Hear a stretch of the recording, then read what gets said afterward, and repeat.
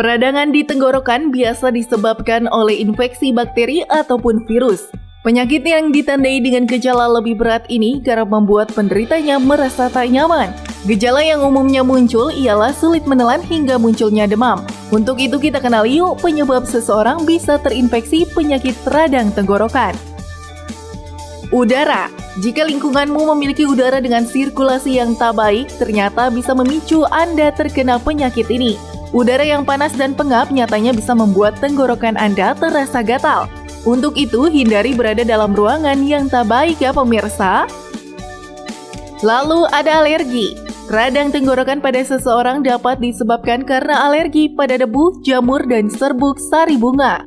Bahan-bahan pemicu alergi tersebut dapat menyebabkan sakit tenggorokan, bahkan bisa dikaitkan dengan penyebab utama jika seseorang memiliki riwayat alergi, hingga menyebabkan penyakit radang tenggorokan. Kemudian terpapar polusi udara. Polusi udara juga bisa menyebabkan Anda terkena penyakit ini, sebab polusi udara dapat menyebabkan iritasi tenggorokan jika seseorang terpapar secara terus-menerus. Selain polusi udara, radang tenggorokan juga bisa disebabkan karena seseorang merokok hingga mengonsumsi makanan yang terlalu pedas. Lalu yang terakhir disebabkan karena penyakit GERD.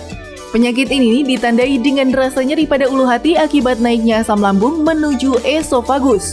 Esofagus merupakan bagian dari saluran pencernaan yang menghubungkan mulut dan juga lambung. Ketika kita mengalami GERD, kondisi ini bisa menyebabkan iritasi pada tenggorokan sehingga terkena radang tenggorokan.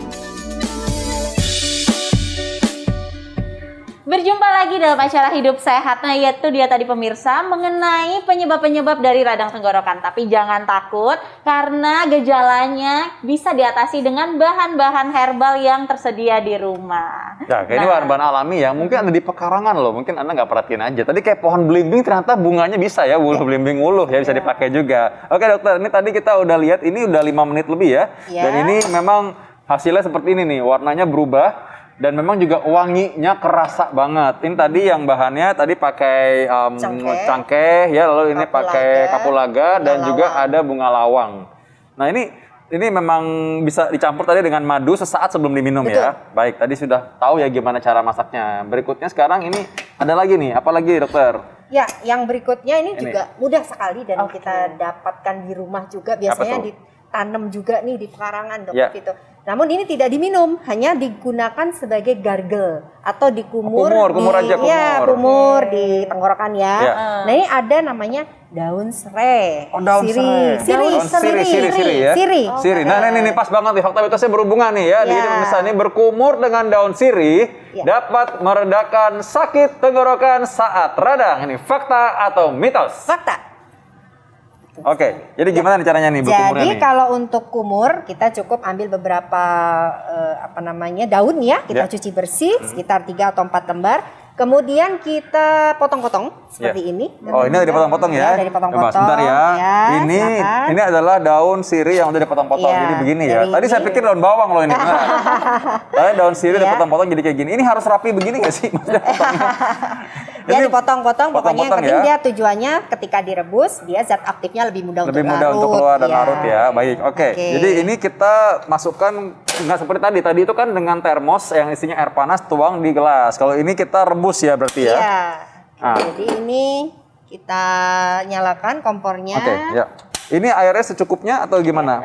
Perlu dibantu dok? Ya.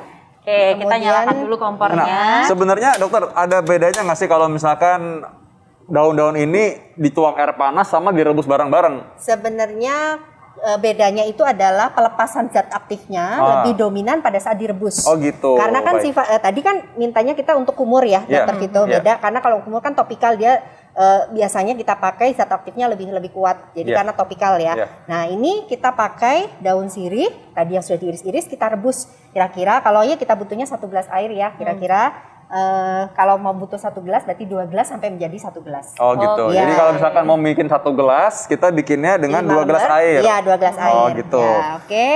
Kemudian jadi air nanti jadi meresap ke dalam, sebagian menguap juga nggak apa-apa ya. Kita tutup aja nanti ya. Ini tuang sekarang nggak apa-apa? Tuang sekarang nggak apa-apa ya. Setelah keluar ini kan sudah mulai ada gelembung. Ya. Kemudian kita masukkan daun sirihnya, kita diamkan, kita rebus sekitar 15 menit, 10 sampai 15 menit sampai airnya menjadi separuhnya. Baik, ini harus diingat kalau lagi direbus begini air mendidih jangan diaduk pakai tangan ya. Nah ya bahaya. Udah pasti soalnya ya. Luka bakar. Oke, baik. Oke. Nah dok, ini ada fakta mitos lagi nih dok, yang sangat dipercaya nih sama masyarakat. Air lemon katanya baik untuk meredakan sakit tenggorokan. Ini fakta atau mitos? Fakta. Fakta. Ya, secara empiris sudah terbukti juga. Selain vitamin C, antioksidannya sangat tinggi sekali dan juga bisa untuk antibakteri. Nah, air lemon ini ketika kita pakai untuk radang tenggorokan bagus sekali dikombinasi dengan jahe. Nah, coba kita gingerbread officinale ya. Ini metodenya juga sangat sederhana. Jahenya kita cuci bersih, kemudian setelah kita cuci bersih, kita jarang di api. Jadi kayak dibakar gitu, Dokter Nisa. Dibakar, kemudian setelah dibakar dikeprek.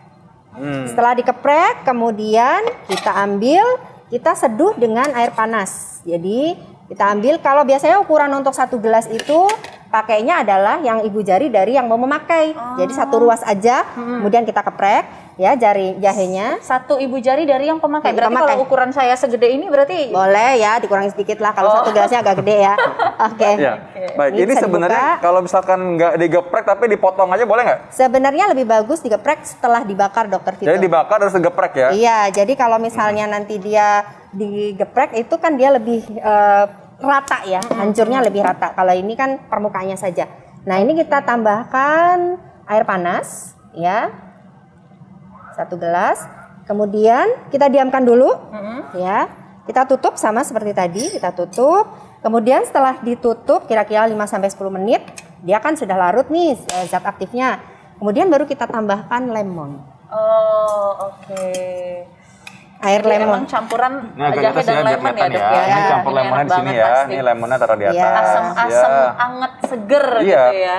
Dan emang tadi uniknya ada cara yang berbeda ya, direbus langsung sama dikasih air panas dulu ya, beda. Tadi karena zat aktifnya itu lebih cepat keluar ketika kita rebus dia sama-sama ya. Iya, ngomong-ngomong ini panas juga ya, saya taruh. Panas ya. Jadi sebenarnya kalau mau minum nanti madunya sesaat sebelum mengkonsumsi baru kita kasih madu anget-anget gitu ya. Jadi jangan posisi panas ya kalau madu. Iya, jadi kalau madu jangan ketika lagi panas-panasnya ya. Rusak enzimatisnya. Malah rusak malah madunya. Jadi karena itu harus agak lebih rendah, lebih sejuk sedikit baru. Ya, jadi siap minum baru taruh madu. Betul. Kalau lemon masih nggak apa-apa ya? Ya, lemon juga seperti itu sama, Dok. Jangan posisi panas. Jangan jadi lagi panas-panasnya ya. Setidaknya hangat saja. Karena dia juga sama, di situ ada antioksidan, vitamin C yang dikhawatirkan rusak juga. Iya. Dok, ini kan banyak pemirsa kita mungkin ibu-ibu atau nenek-nenek ada cucunya atau anaknya masih kecil juga pingin dikasih ini, boleh nggak sih sebenarnya? Sebenarnya kalau anak kecil banget, kalau jahe jangan karena panas ya. Pilihannya malah tadi ini bunga belimbing hulu. Bunga belimbing hulu malah lebih aman ya? Lebih aman. Nanti ditim dulu, ditim, kemudian airnya kita kasih setengah kalau anak-anak cukup 1 sendok teh atau setengah dosis dewasa. Kemudian kalau dewasa silahkan. Jadi anak-anak yang sudah kooperatif, karena ini kan diminumnya juga setelah makan ya, Dok ya. Karena ada jahe, dia dikhawatirkan mengiritasi lambung juga. Nah, Dok, ini terakhir nih, Dok. Ada pantangan nggak, Dok, untuk orang-orang tertentu tidak bisa mengkonsumsi yang mempunyai penyakit-penyakit tertentu misalnya dengan bahan-bahan ini? Oke. Jadi yang pertama tadi diingat, belimbing hulu, hati-hati dengan yang mempunyai gangguan fungsi ginjal. Ya, hati-hati semua bagian itu karena dia kalsium oksalatnya itu tinggi sekali. Jadi kalau dia tidak difiltrasi dengan baik, justru akan menjadi neurotoksin buat tubuh ya. Kemudian yang berikutnya adalah sirih. Nah, sirih ini boleh digargel, tapi jangan diminum. Tertelan sedikit tidak apa-apa. Jadi hati-hati pada ibu hamil, kalau minum air rebusan daun sirih justru berbahaya, berpotensi aborsi dan juga hati-hati dengan janin. Baik, Dokter, terima kasih. Saya punya minimal 3 nih resep baru untuk bisa menangani atau meringankan radang tenggorokan ya. Mudah-mudahan Anda semua baik. Jaga kesehatan, ingat ya, Dokter Dian Ponora. Terima kasih banyak. Dokter Vito, Dokter Nisa. Mudah-mudahan bisa hidup sehat selalu dalam keadaan sehat. Ingat bahwa kebiasaan hidup sehari-hari menentukan kehidupan sehat Anda. Karena itu saksikan terus hidup sehat. Tiap hari Senin sampai Jumat pukul 9 waktu Indonesia Barat. Saya Dokter Tengah Nisa. Saya Dokter Vito Damai. Indonesia hidup sehat. Bye.